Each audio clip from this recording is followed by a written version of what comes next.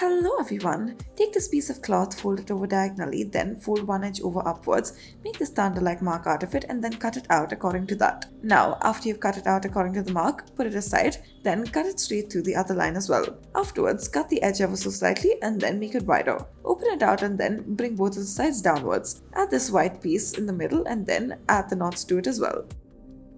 Next, cut off the sleeve and then afterwards make a straight cut through the back of the sleeve, reverse it and then put it on top of this, begin to stitch them together.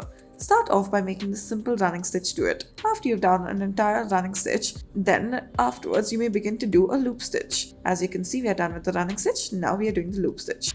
Put the thread through the needle and then slowly begin to stitch from bottom to the top. Wrap the thread around the needle and then continue to do so. As you can see, we are going from one side to the other. When you go for the second time, you may put it through once again. Wrap the thread around the needle and then pull it through. Next, as you can see, that exists the stair. Now, fill it up with the cotton and then afterwards insert this cloth through it. Slowly begin to stitch on the edges of the stair and around it. Go in this L shape. Now, as you're going with this, then afterwards, slowly begin to go backwards once you're done with the entire L shape. As you're going with it, then afterwards, proceed to make this backward stitch to it. In order to do so, pull the needle in from the back and then once you reach the end of the L, tie a knot to it. Next, take the sock and then afterwards, make the small cutting to it. Now, make a cutting right through the base as well, where you cut off the elastic portion of it. Now, take the second half of the sock, make these cuts right through it once again. For the first one, make it into a slit. For the second one, make it into this ovular shape. Keep it aside. Now, take the first part and then you may use this as a glove, except without the fingers. As for the second part, if you spread it out, then you may still use it onto your feet.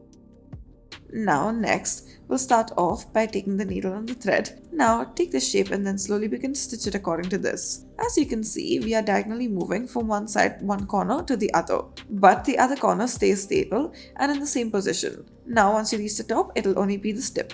Go from the other side and then afterwards slowly begin to stitch it according to this as well. This will be a different looking design. As you can see, they both merge in the center and then afterwards you may keep going in this pattern as well. Once you reach the end of it, tie a knot to it as such. This will be the final look of it.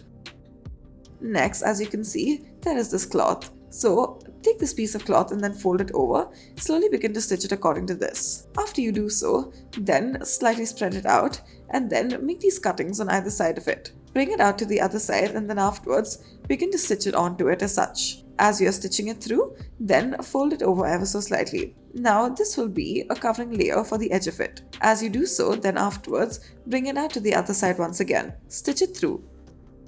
Next, you will start off by taking the sweater and then afterwards begin to make the stitch out of it. Now begin to go horizontally along with the V shape. As you can see, we are bringing it out and then it will continue to go wider and wider. As you can see, there is a little bit of gap between each of them and then the stitchings also get longer. This will be the final look of it. Thank you for watching.